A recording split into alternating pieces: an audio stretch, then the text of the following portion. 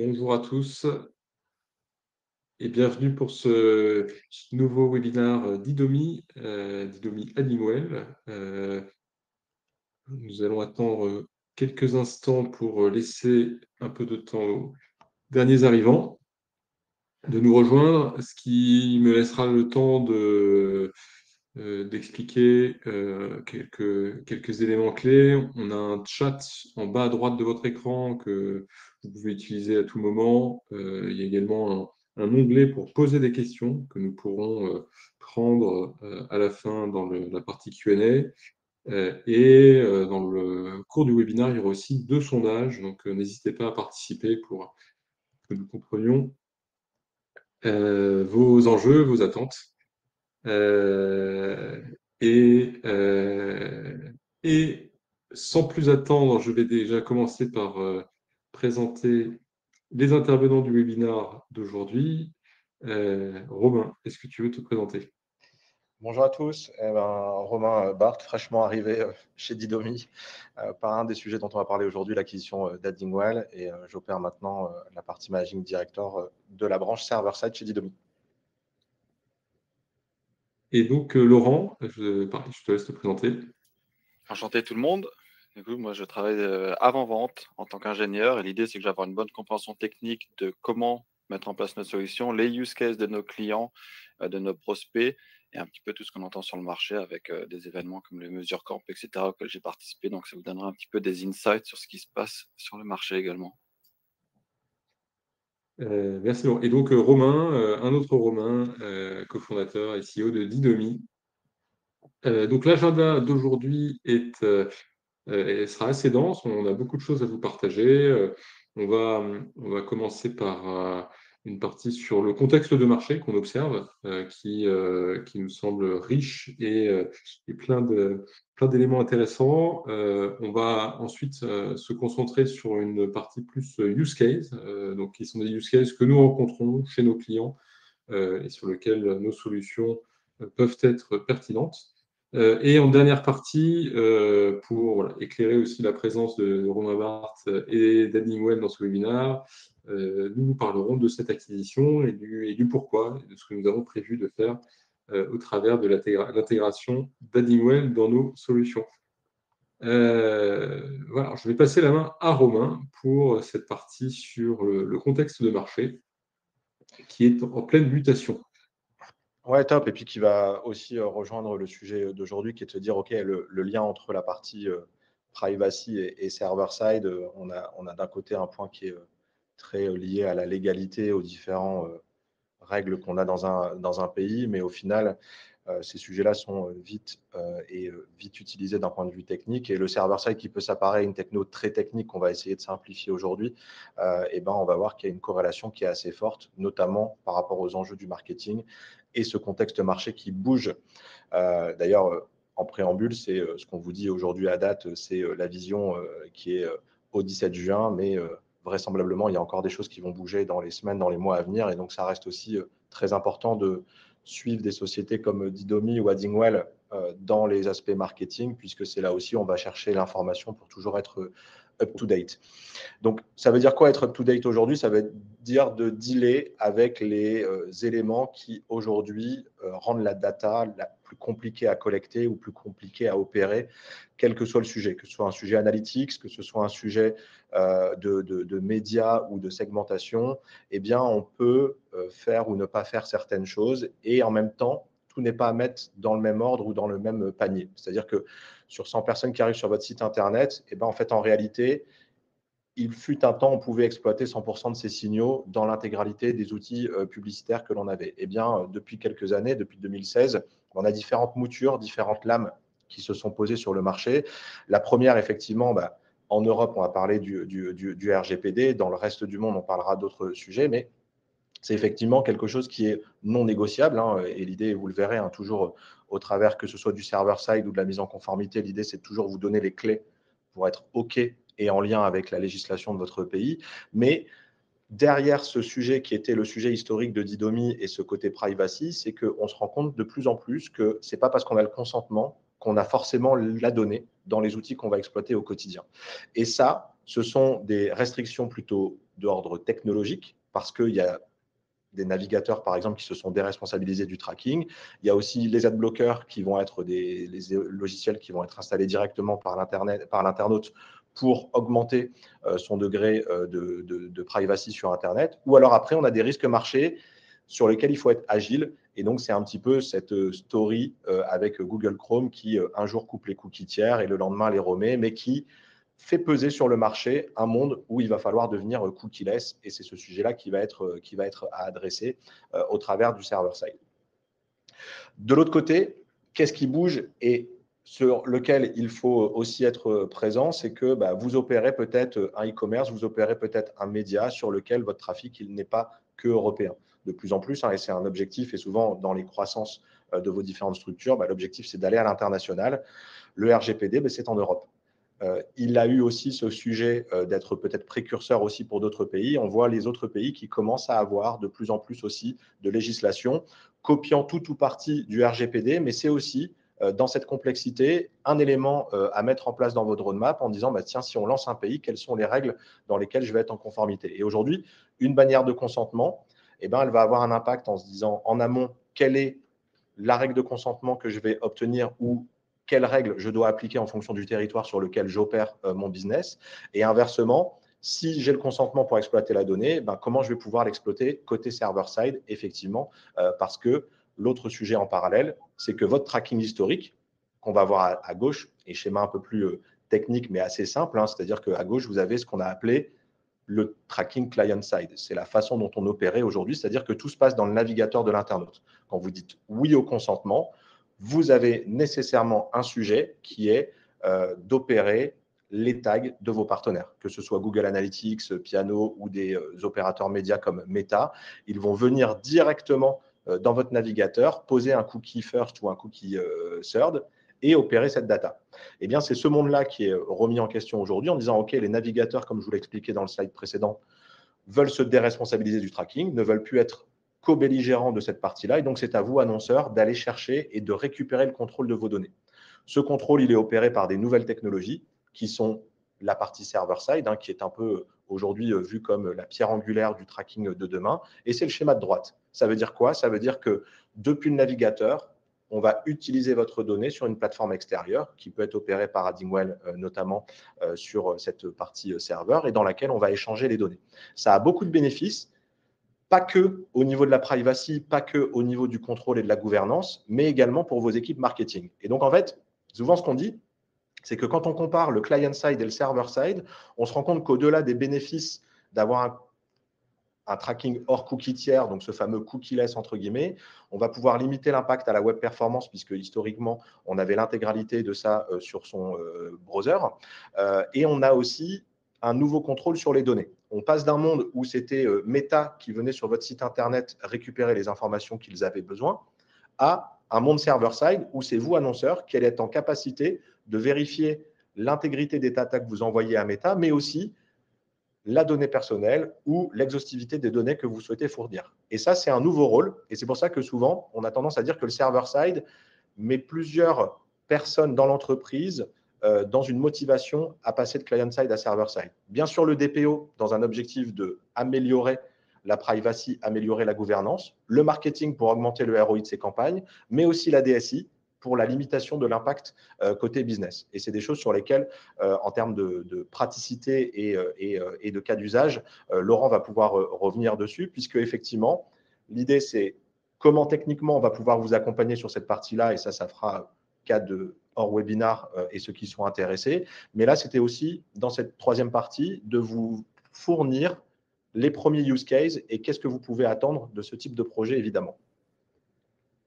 On a publié le premier sondage, si vous souhaitez participer, ça nous permettra de bien aussi affiner le discours en matière de server-side pour comprendre quel stade de maturité vous êtes sur ces questions-là. Donc n'hésitez pas à participer au sondage pendant que Laurent nous parle des bénéfices liés à une architecture server-side pour votre stratégie data. Merci. Alors du coup, un petit récapitulatif quand même de ce que Romain vient de dire, c'est qu'on revoit quand même très souvent 3 thèmes récurrents, et côté server-side tagging, et côté bannière cookie, côté privacy. On a la partie performance, On vient de le voir à l'instant, justement, on a des scripts tiers qui doivent se lancer. Comment est-ce qu'on peut améliorer ça? Mais on a quand même cette bannière cookie qui va se lancer. C'est quelque chose en plus à avoir. Comment est-ce qu'on peut faire? On va avoir des solutions, on va avoir des configurations proposées, on va avoir justement plein de choses pour qu'il y ait une synergie avec le server-side tagging. De nouveau, il ne faut pas se dire on va faire une mission server-side tagging sur de la performance et par exemple laisser la bannière derrière. Pareil au niveau de la qualité de la donnée, on va voir tout de suite. On va avoir des use cases par exemple d'enrichissement de données, donc profit margin, etc. Mais il faut garder à l'idée que pour justement activer tous ces use cases, tous ces outils avec le server-side tagging, il nous faut quand même un consentement à la base. Et ce consentement, comment est-ce qu'on peut le mettre à disposition avec des bannières qui se chargent plus vite, mais également avec des bannières qui ont justement les best practices de ce qui vous permet d'augmenter les taux d'opt-in. On pourra le voir, mais on a du custom CSS, des A/B tests, on a plein d'outils justement qui sont liés à ça pour que justement, de nouveau, il y ait une synergie avec les deux solutions. Et enfin, le troisième thème, bien souvent, ça va être la gouvernance. Est-ce qu'on lance un script tiers qui opère comme il le souhaite sur le site web et qui prend ce qu'il veut, ou est-ce qu'on pousse ça justement d'un côté server-side tagging et on opère nous-mêmes sur la donnée qu'on souhaite partager ou non? De nouveau, cette transparence, cette gouvernance, elle commence avec une bannière cookie qui est transparente, qui mentionne justement tous les traitements de données qui sont effectués sur le site web. Donc, commençons un petit peu ici en récapitulant justement chaque use case séparément, hein, de nouveau qu'on a vu un peu plus tôt, je ne vais pas trop m'attarder dessus, les performances web, les cookies tiers justement et la gouvernance de données et des choses très spécifiques à Addingwell, comme par exemple le contournement d'adblocker. On peut se dire, tiens, l'adblocker, ça va me contourner les publicités. Attention, très souvent, votre bannière cookie va être bloquée également. Donc, on a des cas d'usage où, justement, avoir une bannière cookie qui contourne l'adblocker, mais pas forcément les pubs, peut être un grand pas vers de la donnée analytique et autres tiers que vous pouvez activer. On va parler des cookies tiers, pardon, des cookies côté Safari et navigateur. De nouveau, la bannière d'IDOMI crée un consentement un cookie first party dans le navigateur. Ce consentement est soumis aux mêmes règles que tout autre cookie qui est dans le navigateur. Donc, de nouveau, Addingwell synergie sur ces consentements. Et enfin, on parlait un petit peu plus tôt, les différentes zones qui vont s'ouvrir un petit peu partout sur la planète, le Brésil, l'Amérique du Nord. Le graphe était très centré sur le continent américain et européen. On a l'Inde qui vient de nous rejoindre avec plus de 800 millions d'utilisateurs sur Internet quand même. Ça va être des choses où, grâce à Addingwell, on va pouvoir déployer une nouvelle zone en un clic pour améliorer justement les métriques. Donc, vous avez Didomi qui va vous aider au déploiement international et Addingwell qui va vous aider justement avec le déploiement performance de vos outils de tagging à l'international. Si on se focalise un petit peu spécifiquement par industrie, moi j'aime bien prendre l'industrie, c'est souvent des use cases très spécifiques qu'on va avoir par industrie. On peut commencer le premier, un peu comme je le disais, avec l'adblocker. Alors l'adblocker, on sait qu'il va monter très très haut dans des industries de type gaming, jeux vidéo. Alors c'est très difficile d'avoir des sources sûres. Ce que je lis, c'est que c'est entre 30 et 50%. C'est-à-dire que potentiellement, vous avez 50% de perte déjà de trafic qui se fait juste à cause de l'adblocker. Donc de nouveau, vous avez non seulement Addingwell qui va vous aider à avoir ce genre de contournement qui va être mis en place. Est-ce que vous faites un contournement complet, analytique, monétisation, bannière cookie, etc. ou simplement bannière cookie dans un premier temps? Ça, c'est libre à vous. Mais en tout cas, on va venir avec un outil pour montrer cette bannière cookie, faire ce contournement. On va avoir spécifiquement quand même au gaming, si on parle de jeux vidéo, des SDK natifs chez Didomi qui vont vous permettre justement d'avoir une expérience utilisateur meilleure, des performances meilleures. On va avoir toute la stack technique qui va suivre. Il ne faut pas oublier qu'on mentionne le RGPD, mais on a quand même le Google Consent Mode, on a quand même l'IAB, on va avoir le GPP international, le GPC, plein d'acronymes qui sont en train de venir et qui sont embarqués directement avec Didomi. Donc l'idée, ça va toujours être pareil, c'est que industrie gaming, on a un haut taux d'adblocker, on va avoir une solution customisée, pas une boîte, non, une solution customisée spécifique à cette industrie. Et entre autres, là, Romain, on va avoir quelques chiffres justement, par exemple d'adblocker avec Global Media Santé. Oui, et c'est sympa ce que tu évoques sur cette partie industrie. Et ici, c'est un exemple que je vous ai fourni sur la partie média, qui est aussi très concernée par l'adblocking, puisque dès lors qu'un sujet est adbloqué, bah, c'est des revenus en moins sur ce secteur-là qui vit sur l'affichage de la publicité sur son site internet. Quand on voit l'adblocking, c'est effectivement, et comme tu disais, tous les scripts JS qu'on va pouvoir trouver, donc de la CMP, mais cet exemple, il est un peu plus particulier, c'est Pool.io. Pool.io qui est un paywall, en fait, hein, pour lequel vous arrivez des fois sur des sites de médias et on vous dit soit vous donnez votre consentement, soit vous devez prendre un abonnement. Ces sujets-là. Eh bien, ces prestataires-là, qui interviennent pour la santé financière du site Internet sont victimes aussi des adblockers puisque ce sont des appels JS tiers et donc des appels JS extérieurs. Ce qui fait qu'ici, sur GMS, c'est la revue du praticien. C'est un cas qui a été monté avec un partenaire qui s'appelle Unnest. Vous avez tout le détail aussi sur leur blog qui est bien détaillé sur ceux qui veulent aller un peu plus loin dans la compréhension du cas d'usage. Mais c'est que si j'étais équipé d'un adblocker, je ne vois pas le paywall. Donc, je consulte un article qui est censé être payant, pour lequel je suis censé souscrire un abonnement, mais je le mets gratuitement. Et plus ils ont avancé, eh bien, plus le taux de médecins généralistes équipés d'un adblocker a augmenté en France, et ils se sont rendus compte effectivement qu'il fallait mettre en place cette solution. Et ainsi, eh bien là, on a un rapport héroïste qui est très fort, c'est que tous ceux qui ne pouvaient pas interagir avec le paywall ne pouvaient donc pas souscrire à un abonnement. Et donc, on a un effet aujourd'hui sur une hausse de 9% des clics sur le bouton « Je m'abonne » et donc derrière des revenus directs dans cette partie et dans ce secteur d'activité-là. On avait un autre exemple avec Intercom pour ceux qui font du support en ligne ou de chat en ligne. Ce sont à chaque fois des petits éléments auxquels on ne pense pas, mais l'adblocking, ce n'est pas que votre data qui ne part pas chez Meta ou chez Google Ads, c'est aussi des choses vitales pour votre site Internet, de la CMP jusqu'à votre paywall, par exemple. Et du coup, on va continuer alors la prochaine industrie, en tout cas le prochain use case qui est au niveau des navigateurs, de la restriction des cookies sur navigateur. L'industrie qui nous contacte très fréquemment pour ça, et de nouveau, ça s'applique à plein d'autres industries, je vous parle juste des statistiques les plus élevées, c'est l'industrie du luxe. Bah forcément, Safari, on va avoir des gens, plus de 80%, qui vont être équipés de devices, d'appareils Apple, et donc, ils vont être soumis aux règles, aux lois que Safari met en place. Il faut savoir que déjà, l'ATT, c'est problématique sur application. Maintenant, on a Safari sur web qui est problématique aussi. Donc, de nouveau, il nous faut des solutions. Et là, entre autres, on va avoir la restauration des cookies qui est disponible via Addingwell. Donc, on va avoir vraiment une base de données pour récupérer et restaurer ce qu'on a. Mais attention, cette restauration, comment elle s'opère? Avec un consentement toujours. Donc, il ne faut pas oublier que la porte d'entrée de toute opération disponible sur votre server-side tagging va quand même s'opérer via un consentement, via une porte d'entrée, via un taux d'opt-in, un taux de consentement qui est plus élevé.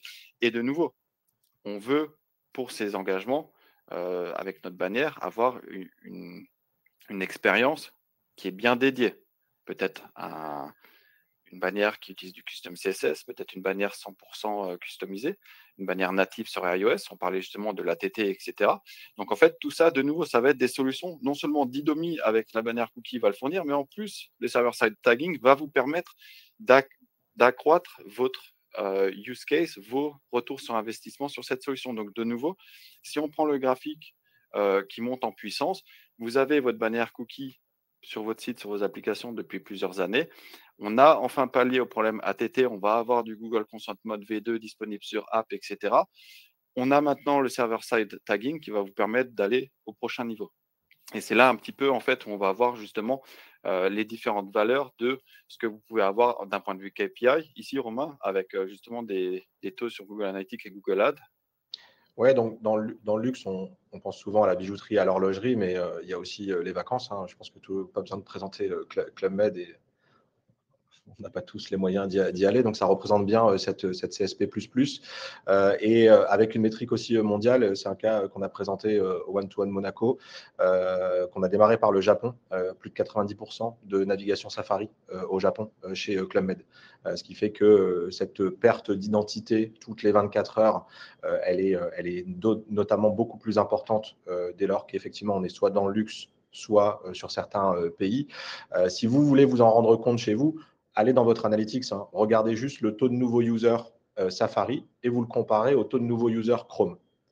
Si vous avez une nette différence, ce n'est pas parce que beaucoup de vos clients ont acheté un Mac dernièrement, c'est simplement que vous avez perdu l'identité sur la route. Ça, effectivement, chez Addingwell, en haut, on le verra sur le screenshot où on vous montre, tiens, les utilisateurs qui ont un cookie qui a plus de 24 heures ou plus de 7 jours et revenant sur votre site Internet. Eh bien, ça va avoir quoi? Ça va avoir surtout des incidences côté Analytics.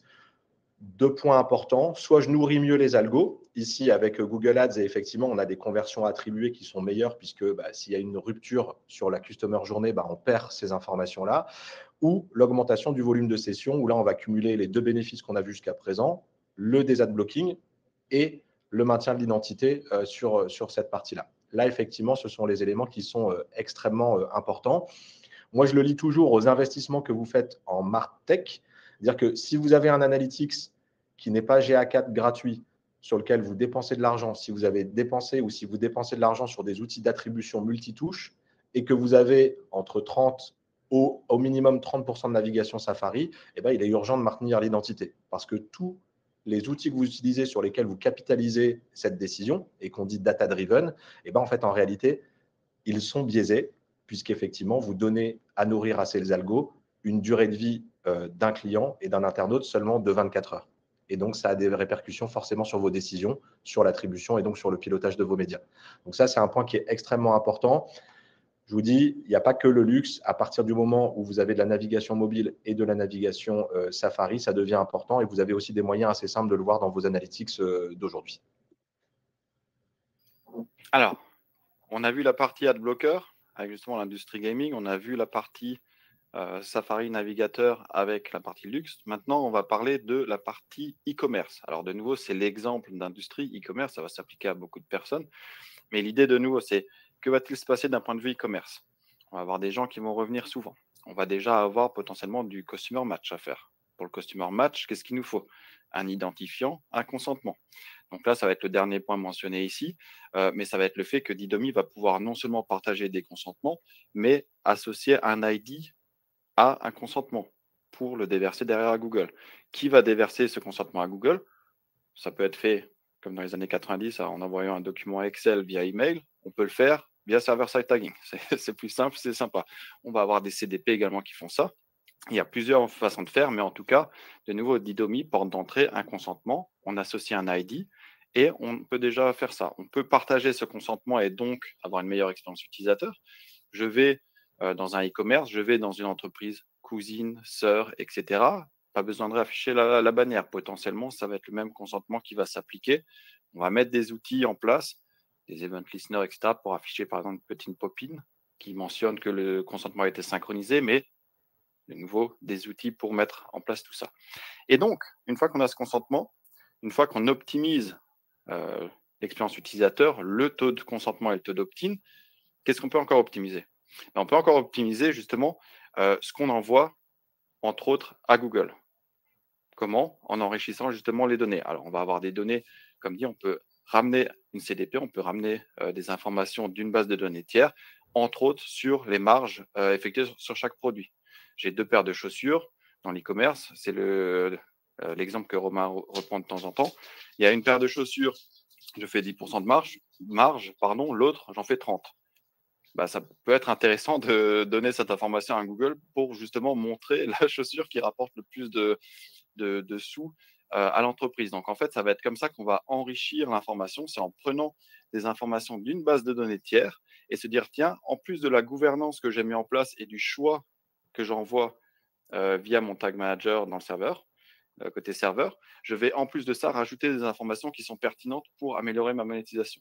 Et c'est là, en fait, où on va voir qu'il y a une synergie sur l'ensemble, sur l'opt-in qui va faire ça, parce qu'on va quand même retomber sur des chiffres ici qui vont monter énormément le ROI, le ROAS de toutes vos campagnes, de tous les ads que vous avez montrés et de tout le retargeting qui va être mis en place. Ouais, et ici deux exemples. Le premier par rapport à la première partie que tu évoquais, Laurent, sur l'allègement des scripts et donc la web perf. C'est des sujets, et pendant ton intervention, je regardais les résultats du premier sondage. Hein. Dans l'audience, vous êtes plus de 51% à avoir déjà une solution server-side et 14%, vous avez déjà exploré, mais ce n'est pas encore en production. Souvent, ces sujets de web perf, et donc ceux qui sont déjà en server-side, vous ne les avez malheureusement pas suffisamment atteints. C'est notamment et particulièrement parce qu'on voit le tracking server-side comme un tracking hybride. Ce n'est pas le cas d'Accor Hotel, qui a décidé de travailler sur une approche server-side en intégrant les KPI de web performance dès le début, dès le projet de migration. Et donc, typiquement, chez eux, on a été en capacité, effectivement, d'alléger certains SDK, de sortir tous les tags achats pour les passer en serveur to serveur, et aussi, y compris sur des tags comme Meta, où on parle beaucoup de Meta KPI, qui a une approche où on maintient le pixel sur le site. Et on est capable, avec Addingwell ou avec les templates, de sortir le SDK.js et donc le pixel qui impacte la web performance d'un site Internet.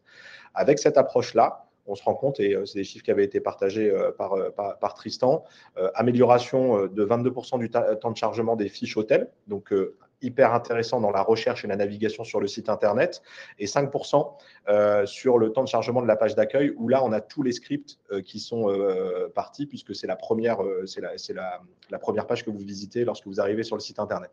Pour information, en 3 mois de use case et de mise en place de server-side, c'était à peu près 18 mois d'objectifs que l'équipe s'était fixé sur l'amélioration de la partie Web Core Vitals.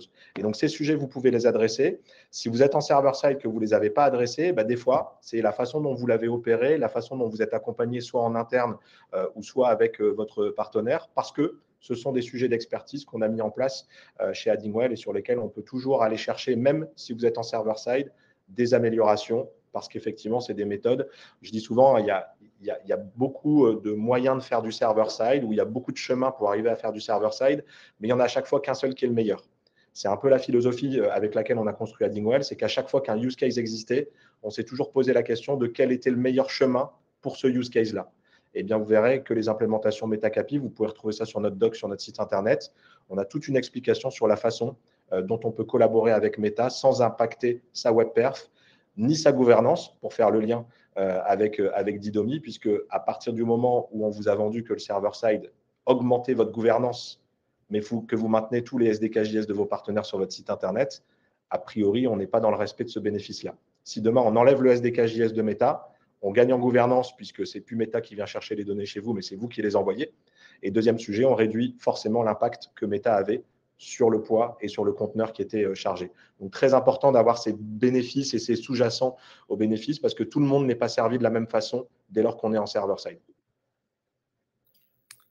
Et du coup, une dernière industrie, un dernier use case que j'aimerais remonter, c'est celui auprès des médias.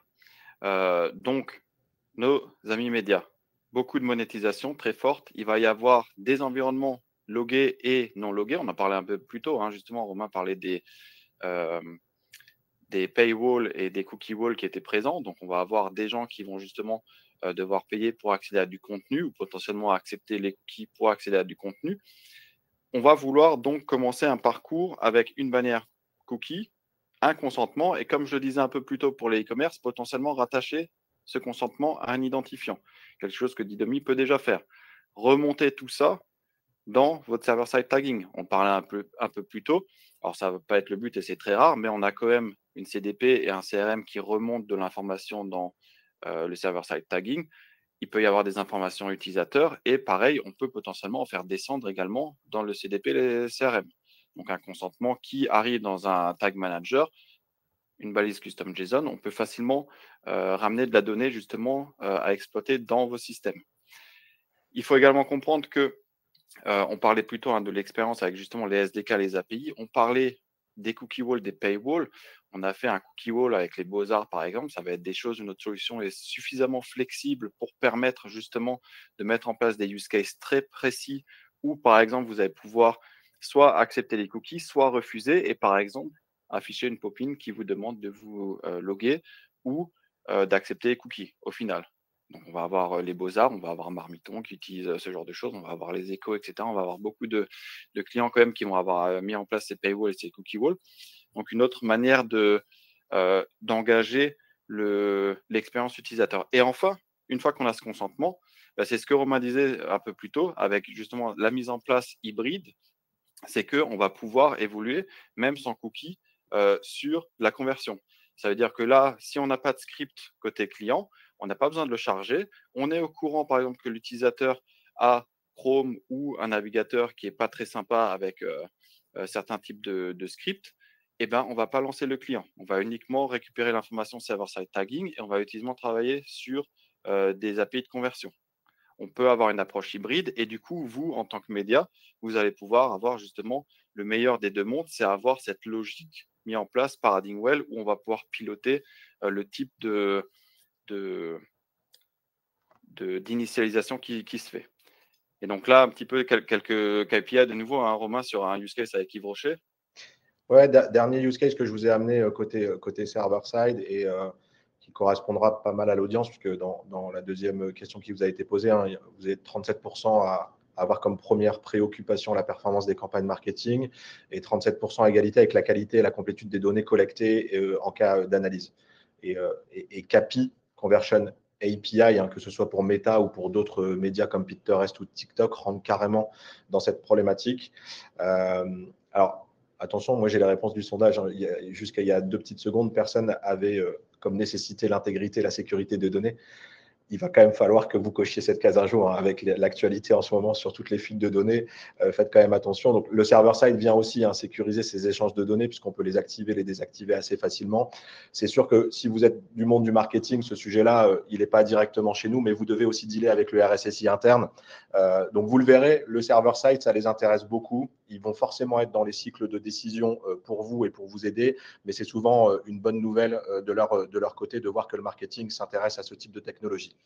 Maintenant, on sait très bien qu'on y va pour le ROI. Hein, et donc, le ROI, si vous ne l'avez pas encore, c'est effectivement l'approche la plus simple pour vendre un projet interne ou pour le mettre en place. Et MetaCAPI, si vous avez les résultats d'un A/B test, Yves Rocher, donc c'est vraiment la même campagne média avec une audience qui est splittée en deux en A/B test. Et on se rend compte que, eh bien, effectivement, c'est un peu l'addition de tout ce que Laurent a évoqué jusqu'à présent. C'est-à-dire que après consentement, si j'ai un maintien de l'identité, si j'ai contourné les adblockers et si effectivement je suis sur des navigateurs modernes qui ont déjà supprimé les cookies tiers, eh bien, CAPI va m'aider à donner et fournir les signaux nécessaires à Meta pour faire 3 choses. La première, c'est l'attribution. Donc, l'attribution dans Business Manager va augmenter. Et donc, là, on le voit, on a des augmentations où ici, on l'a mis en diminution du CPA sur les campagnes de prospection et pour les clients. Le deuxième sujet, c'est le lookalike. C'est en envoyant les signaux des clients et en maximisant les signaux qu'on va envoyer, on va améliorer les algorithmes et les performances. Hein. Il y a une donnée qu'on a calculée, nous, chez Addingwell et en collaboration avec Meta. Hein. C'est 10% de signaux envoyés en plus dans Meta, c'est 22% d'amélioration de la performance de l'algorithme. Donc, c'est très important. Et le dernier point, c'est la meilleure allocation budgétaire. Alors, pourquoi on voit une baisse du CPM d'achat média chez Meta? Eh bien, c'est aussi l'adage, c'est tout ce qui est rare et cher. Si votre data est rare, vous allez payer très cher vos campagnes parce qu'il n'y a pas assez de signal pour être performant. Et donc, Meta va devoir aller chercher des données pour lesquelles, sans information, eh bien, il va dépenser de l'argent pour vous alors qu'il n'aurait pas dû. Le premier point, c'est notamment le stop retargeting. Vous achetez quelque chose en magasin, vous achetez quelque chose sur le web. Si vous n'avez pas prévenu Meta que cette personne a fait un achat, eh ben, on va continuer à avoir ces personnes-là dans votre reach de campagne. Et donc, après une approche CAPI server-side, que ce soit sur TikTok, Pinterest, Snap ou Meta, on observe une diminution de l'achat média de l'ordre de 8% chez pas mal de nos clients. Ça ne veut pas dire que c'est 8% que vous mettez dans votre poche. La plupart du temps, c'est qu'avec 100, on est capable d'être plus performant puisqu'en fait, on a augmenté de 8% notre dépense média sans avoir demandé 1 euro de plus à notre manager ou au top management. Donc, effectivement, cette approche héroïste des use cases, elle doit rester quand même clé et c'est aussi pour ça que le server-side est dompté par les équipes marketing parce que, évidemment, il faut un premier use case à aller chercher pour opérer et justifier une migration server-side. Celui qui est le plus simple à justifier et celui qui rendra les équipes les plus heureuses en interne, c'est l'augmentation du ROI et forcément la partie CAPI. Alors, du coup, en répondant à une question en même temps qui demandait justement les Web Core Vital, comment elles étaient implémentées avant et après server-side. Alors, par défaut, déjà, une bannière ici que vous voyez, que j'ai mis en place. D'un point de vue performance, déjà, il va y avoir plusieurs choses à prendre en compte. La première, ça va être la configuration qui va être téléchargée. Donc, justement, on a des best practices à vous fournir sur la taille et la minimisation des informations à mettre dans la configuration, le nombre de traductions, le nombre de frameworks, etc. On va avoir toute une phase qui a été faite sur nos SDK pour justement mettre pas mal de processus en parallèle.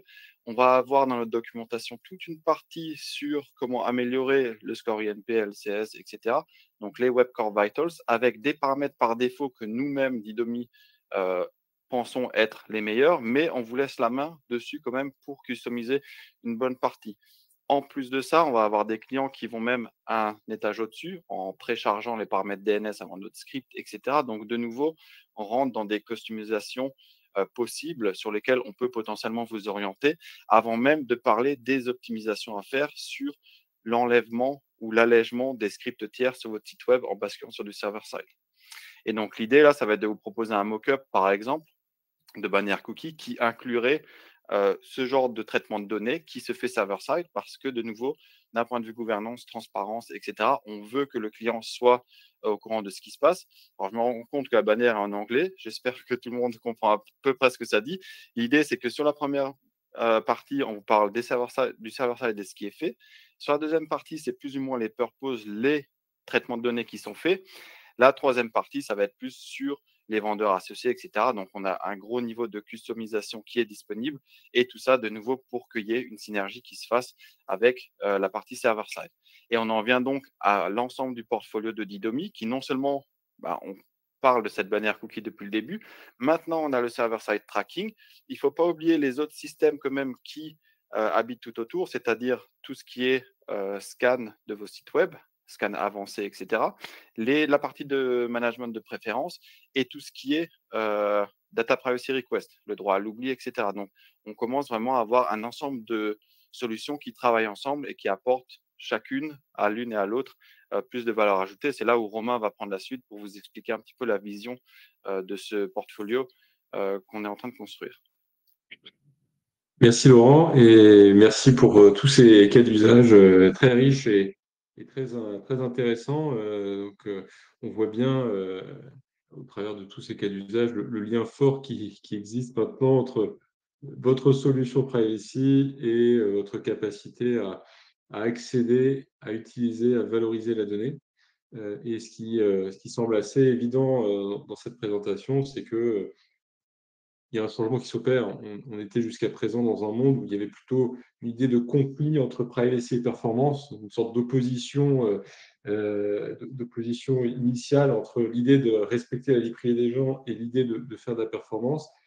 Et je pense que c'est une bonne façon de penser la vision qu'on porte au travers de cette acquisition d'Honeywell, qui est de réconcilier ces deux mondes, chose que Didomi s'efforce de faire depuis le début, avec cette idée d'optimisation de la privacy, l'idée de tirer le meilleur parti du respect de la vie privée.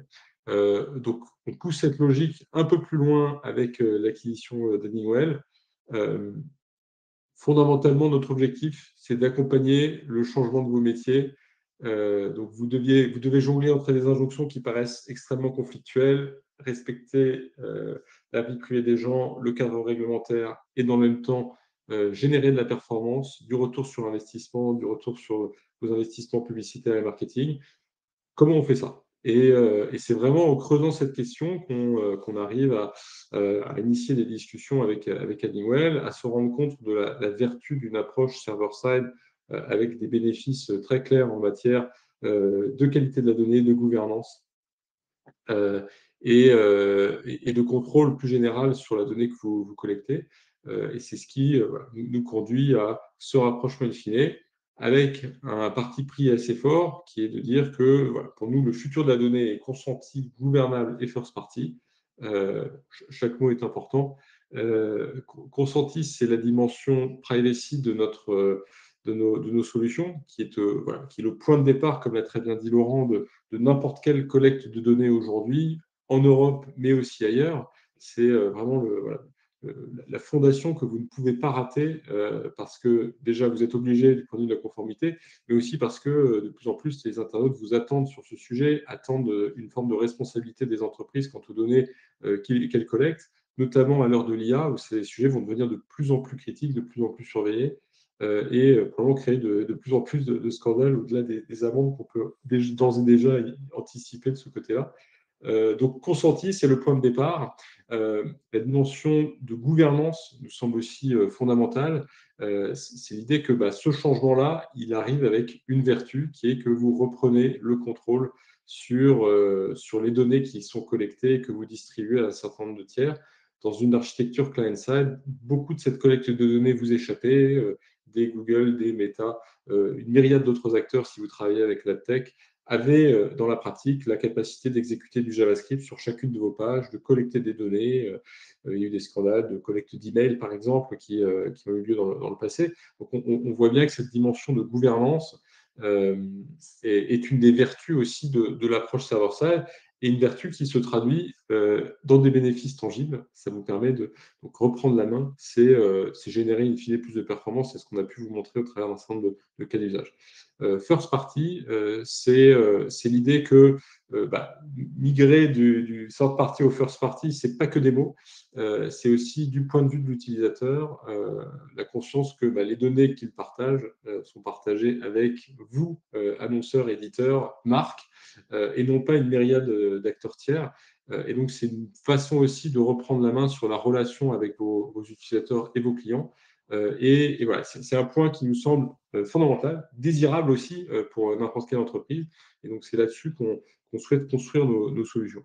Donc, la façon dont on envisage les choses, c'est de façon très pragmatique d'essayer de dessiner un chemin vers ce futur que je viens de vous décrire, qui pose un certain nombre de jalons donc, dans les bénéfices qu'on vous a explicités, qui rendent ça très simple à atteindre au travers de nos solutions. Donc, notre enjeu, nous, d'Idomi et Addingwell, c'est de mettre dans vos mains des produits simples d'accès, d'utilisation, de déploiement, et qui rendent simple l'accès aux bénéfices qu'on vous décrit. Et fondamentalement, essayer de vous aider à valoriser les choix de vos utilisateurs. Donc, cette mesure de la confiance qui est votre taux de consentement, votre taux d'opt-in, essayer de maximiser son effet au travers de toute une série d'intégrations qu'on travaille, server-side, par Honeywell, au travers d'un certain nombre d'autres solutions qui vont s'assurer qu'il y a une propagation correcte des signaux privacy que vous collectez auprès de vos audiences. Le deuxième point qui est clé et qui a aussi été souligné à de nombreuses reprises, c'est que cette approche-là, c'est une approche qui vous met sur un chemin de qualité de la donnée. La donnée consentie, la donnée qui est correctement gouvernée et qui est first party, c'est de la donnée de qualité. C'est un actif data que vous construisez qui vous est propre. Et c'est un sujet qui, de notre point de vue, est stratégique pour beaucoup d'entreprises. Reprendre la main sur ces données, c'est se constituer des actifs data durables. Et donc, créer de la valeur pour vos autres entreprises, au-delà des performances que ça génère. Je vais volontiers pour continuer de vous expliciter cette vision. Donc, notre programme est celui qu'on va vous proposer dans les prochaines années. C'est un programme très riche en matière produit. Donc, on a beaucoup de fonctionnalités et d'intégration entre nos deux solutions sur lesquelles on travaille, qui visent à rendre très simple pour vous, clients et futurs clients, l'accès à ces bénéfices. Et puis surtout, travailler cette idée de plateforme qui réconcilie privacy et performance, qui permettent à des métiers très différents de collaborer autour de ces enjeux-là de façon efficace et donc de réaliser les bénéfices dont on a parlé. Voilà, je vous remercie pour votre attention. Alors, si la version française ne vous suffisait pas, nous répétons l'exercice demain en anglais. Donc, si vous avez des collègues, des équipes dans vos entreprises qui seraient aussi intéressés par accéder à ce contenu, n'hésitez pas. Demain soir, même heure. Je vous propose de passer à la partie questions. On a commencé à répondre à certaines questions. N'hésitez pas si vous avez des questions. C'est le moment. Et puis, pendant que vous préparez vos questions, je vous invite aussi à contacter nos équipes si par la suite vous avez d'autres questions qui surgissent. Donc, on est toujours à disposition pour travailler de façon pragmatique et concrète sur vos cas d'usage à vous. C'est vraiment notre approche, l'ADN commun entre Didomi et Addingwell. Et donc, c'est quelque chose qu'on cherche à préserver et à mettre à votre service au maximum. Donc, n'hésitez pas. Euh, On a deux questions de Martial. Je sais que Laurent, tu avais traité la première sur la partie Core Web Vitals. Euh, Sur la deuxième, je peux prendre si tu veux, Romain. Vas-y. Il n'y a pas de confrontation et c'est déjà un bon élément qui a été mis en place dans l'entreprise de Martial. C'est la logique server-side ne remet rien en cause sur la partie rendering et toute la partie. Et des fois, on peut opposer aussi un server-side à un serveur rendering ou server-side tracking. Ici, on parle de server-side tracking et donc c'est plutôt comment les approches vont être complémentaires et améliorer la roadmap vers une web perf optimale, puisqu'effectivement, l'idée ici, hein, c'est d'enlever des scripts qui n'ont pas besoin d'être exécutés client-side et qui pourraient, pour X raisons, être exécutés à côté du site Internet pour ne pas interférer la web perf. Et donc, c'est la plupart des scripts, ça reste les scripts d'alimentation des plateformes avec les events web. Et donc, on va avoir un gros bloc média, comme on en a parlé, un gros bloc analytics, toutes les solutions analytics, GA, Adobe, Eularian ou les solutions d'attribution. Et ensuite, on va avoir deux autres blocs qui sont encore un peu les parents pauvres du moment. Il y a le CRM CDP. Hein, vous avez des tags d'achat, des tags de collecte de la donnée si vous avez une CDP qu'on peut porter côté serveur. Et le dernier sujet, c'est la donnée que vous-même vous extrayez directement dans vos BigQuery, Snowflake ou S3 pour faire des scores, des calculs ou toute la donnée qui est mise à disposition de vos data scientists. Il faut plutôt réfléchir à se dire, dès lors que je tire un fil du navigateur de l'internaute vers un outil qui est présent chez moi, est-ce que je peux porter cet usage côté serveur? Si je le porte côté serveur, j'en améliore forcément la performance par rapport aux cookies, au maintien d'identité, mais je viens aussi ne pas impacter ma web perf et donc je viens nourrir ces deux sujets. C'est une bonne transition aussi avec les questions de Margot qui nous demande, dans le cadre de la mise en place de MetaCAPI et de l'envoi de données d'utilisateurs hachés à Meta, email, téléphone, s'il faut inclure cette notion dans notre bandeau de cookies. Et donc, c'est un très bon exemple, justement, très concret du lien entre privacy et server-side. Euh, il s'agit d'une collecte de données personnelles qui doit avoir une base légitime. Et généralement, dans ce cas, la base légitime est effectivement le consentement. Et donc, se pose très concrètement la question de comment je fais ça. Et c'est vraiment à cette question que l'ensemble d'Idomi Addingwell est le meilleur ensemble pour y répondre. Parce que Didomi va vous permettre très simplement de mettre en place un nouveau consentement pour cette collecte de données et donc d'établir la base légale pour ce traitement. Donc vous allez pouvoir très simplement en direct rajouter cette finalité dans votre notice, réengager une collecte de consentement sur cette nouvelle finalité auprès des nouveaux utilisateurs ou auprès de tous les utilisateurs. Donc contrôler aussi cette collecte du consentement d'une façon qui vous satisfasse, vérifier les résultats de cette collecte du consentement, donc mesurer votre analytics de consentement en temps quasi réel pour vous assurer que vous maximisez le taux de consentement au travers d'un certain nombre de dispositifs sur lesquels le Account Manager d'Idomi sera un plaisir de vous aider à tirer le meilleur parti. Et Didomi va vous aider à propager ce signal côté serveur, au travers d'Addingwell, pour envoyer cette donnée personnelle et le consentement, parce que de plus en plus, tous ces partenaires-là vont aussi vous demander un signal de consentement associé à la donnée personnelle que vous envoyez. Et donc, c'est vraiment une très, très bonne définition de tout ce que font les solutions d'Idomi Addingwell dans cette chaîne de collecte et de distribution de la donnée au profit d'une opération qui paraît très simple sur le papier, qui est l'idée que je veux recibler un certain nombre de mes visiteurs sur Meta. Voilà. Donc, tous ces services-là d'Idomi Addingwell peuvent vous les rendre et donc vous apporter les bénéfices qu'on a pu discuter dans la présentation. Donc n'hésitez pas si ça s'applique à Meta, s'appliquant à d'autres solutions évidemment. Juste pour rajouter, parce que j'ai un exemple concret, en fait, j'ai eu la chance de participer à l'IAPP à Toronto, qui soulevait justement des problèmes liés au contenu qu'il y avait dans les bannières cookies, sur le fait que les gens ne lisent pas, ne sont pas éduqués en Amérique du Nord, ce qui n'est pas le cas en Europe. Et du coup, comme on venait de discuter un peu plus tôt avec Romain Barthes, c'est que vous avez quand même une mise en place hybride qui est possible pour activer ou non des scripts tiers. Et l'idée quand même que vous devriez avoir, c'est d'éduquer votre audience sur cette gouvernance de données, sur l'utilisation du server-side tagging et de donner une chance à un utilisateur éclairé de pouvoir justement désactiver une partie client-side.